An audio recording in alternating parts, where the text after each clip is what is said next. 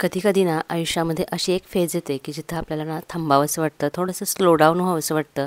नको ती रोजची धावपळ, थोडंसं रिलॅक्स व्हावंसं वाटतं, काहीच करावंसं वाटत नाही. आणि अशा वेळेला आपल्या मनाचं आपण जरूर ऐकावं. जसं की काय करावं यापेक्षा काय करू नये हे कळणं महत्त्वाचं असतं. तसंच कुठे जायचं यापेक्षा कुठे थांबायला पाहिजे हे कळणं जास्ती महत्त्वाचं असतं. हाय नमस्कार मैत्रिणींनो, माझ्या सगळ्या गोड मैत्रिणींना आजचा दिवस खूप आनंदाचा जावो. आणि असंही हे जे दृश्य तुम्ही बघताय ते बघूनच मन एकदम फ्रेश होऊन जातं ना. आणि मागे एकदा तुमच्या शेअर केलेलं की चिवताईने घरटं बनवलं आहे आणि आता तिला पिल्लं झाली आहेत.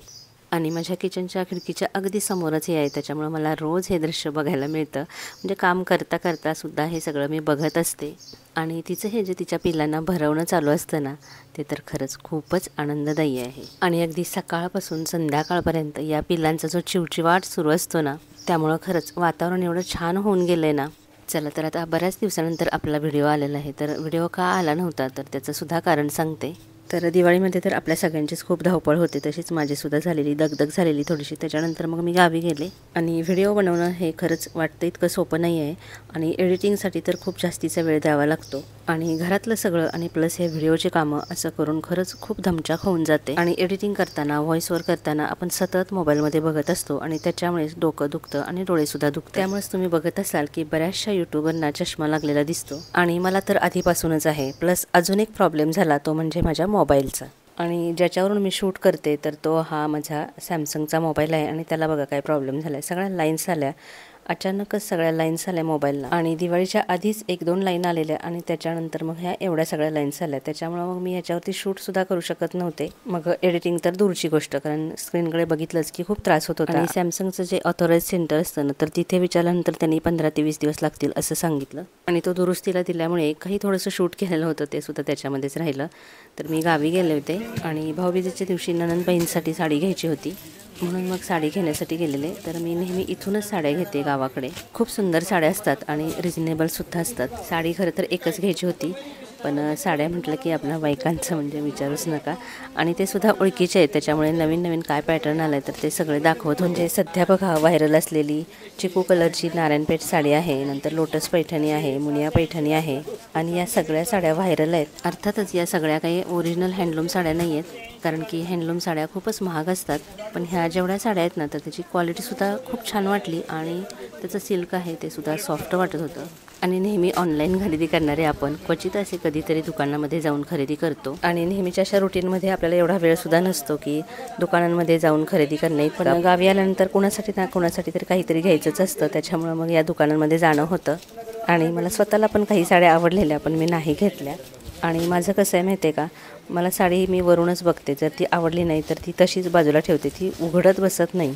आणि साडीसुद्धा मी पटकन पसंत करते, त्यासाठी मला फारसा वेळ लागत नाही. कारण की आपण जर असं मनात घेऊन बसलो ना, हाच कलर पाहिजे, असाच पॅटर्न पाहिजे, तर त्यामध्ये खूप वेळ जातो.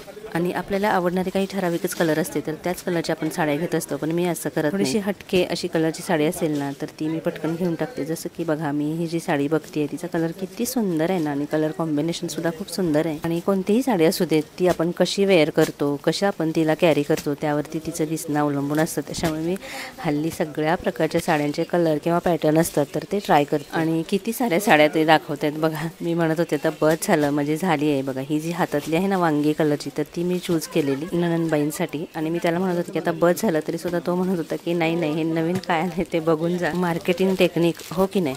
आणि आपल्याला कंटाळा येईपर्यंत ते साड्या दाखवत असतात. आणि ही एक मोती कलरची खरंच मुनिया पैठणी मला इतकी आवडली ना. पण मोती कलरची माझ्याकडे ऑलरेडी साडी आहे आणि मला स्वतःसाठी काही साडी घ्यायचीच नव्हती आत्ता. आणि यांच्याकडे ना ओरिजिनल हँडलूम साड्या असतात ना, तर त्यासुद्धा मिळतात. नेक्स्ट टाईम मी कधी तिथे गेली ना, तर तिथलासुद्धा व्हिडिओ करेन. खूप छान साड्या असतात. त्याच्यानंतर इथे एक ज्वेलर्सचं दुकान आहे, तर तिथं मी गेलेले.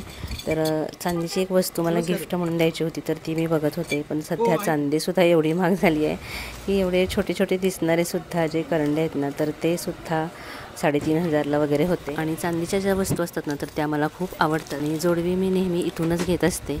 खूप साऱ्या आहेत माझ्याकडे अशा छान छान डिझाईनच्या जोडवी, मला खूप आवडतात. आणि यांच्याकडे खूप सुंदर डिझाईन्स असतात. मी जे चांदीचं ब्रेसलेट घालते ना, तर ते सुद्धा यांच्याकडचंच आहे.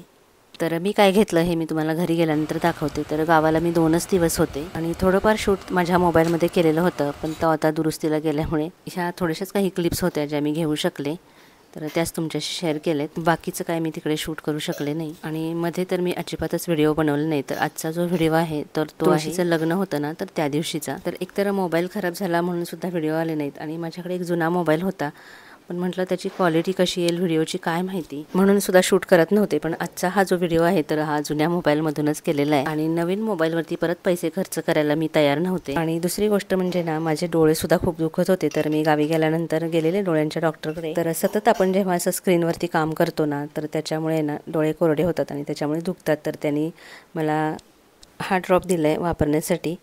तर हे सुद्धा एक कारण होतं. आणि शिवाय आधीचे मी तुम्हाला सांगितलं की कधी कधी खरंच आपल्याला विश्रांतीची गरज असते आणि या एकंदरीतच सगळ्याच कारणांमुळे आपले व्हिडिओ आले नाहीत. तर आता इथे आम्ही चहा घेतोय. रविवार होता तुळशीच्या लग्नाच्या दिवशी, त्यामुळे सगळेच घरी होते आणि ही अशी तयारी केली आहे मी तुळशीच्या लग्नासाठी. आपल्याला ना सोप्या सोप्या गोष्टी वाटतात ना, तर त्या करण्यामध्ये सुद्धा ना आपला खूप सारा वेळ जातो.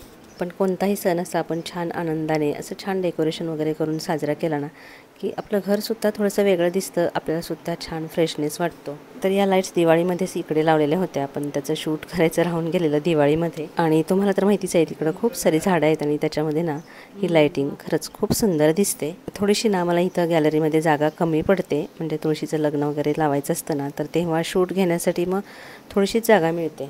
खरं तर छान अशी अंगणामध्ये जेव्हा तुळस असते ना, तर तेव्हा खूप छान वाटतं हे सगळं करायला. पण ठीक आहे, आपल्याकडे जे आहे त्याच्यामध्येच आपण समाधान मानायचं आणि आहे त्याच्यामध्येच सगळ्या गोष्टींचा आनंद घ्यायचा. हे नाही ते नाही असं करत या गोष्टी करायच्या सोडायच्या नाहीत. म्हणजे मिळाले तर चांगलेच आहेत, नाही मिळालं तरी फारसं मनाला वाईट काही वाटून घ्यायचं नाही. मन का हो तो अच्छा, ना हो तो अच्छा. तर पटकन तुळशीच्या इथे रांगोळी काढून घेतली आणि हे जे साचे आहेत ना रांगोळीचे, त्याच्यामुळे खरंच काम खूप सोपं झालं आहे. आणि इथं बघा एवढा दंगा चालू होता, लाईटसुद्धा चालू आहे, तरीसुद्धा चिवताई इथे आरामात बसलेली आहे. आणि या फिडरमध्ये ना मी जे राळं असतं ना, तर ते खूप बारीक असतं आणि ते ती पिलांनासुद्धा भरवू शकते, अगदी बारीक असतं. तर त्याच्यामुळे मी या फिडरमध्ये ना राळं टाकलं आहे. तर ती काय करते, संध्याकाळच्या वेळेला हे राळं भरवते आणि सकाळी मी स्वयंपाक करताना बघत असते तर ती कुठे बाहेर जाते आणि ना किडे मकोडे आळ्या वगैरे असते ना, तर ती घेऊन येते चोचीतून आणि ती पिलांना भरवत असते. तर तुळशीच्या लग्नादिवशी आपण तिच्यासाठी ओटी ठेवतो, तर त्यासाठी मी ही तयारी करत होते. तर ही ती जोडवी आहेत मी आता नवीन घेतली, ती किती सुंदर आहेत ना फुलपाखरांची. आणि हा कृष्णाचा ड्रेस. छोटे छोटे प्रोग्रामसाठी सुद्धा किती सारी तयारी करावी लागते ना, तर छान अशी तयारी केलेली आहे. आधी तुळशीला हळद कुंकू लावून तिची पूजा केली, कृष्णाची सुद्धा पूजा केली. काही ठिकाणी भटजींना बोलवतात लग्न लावण्यासाठी, पण आता कुठे भटजींना बोलवायचं इकडे, म्हणून आम्ही घरच्या घरीच करतो.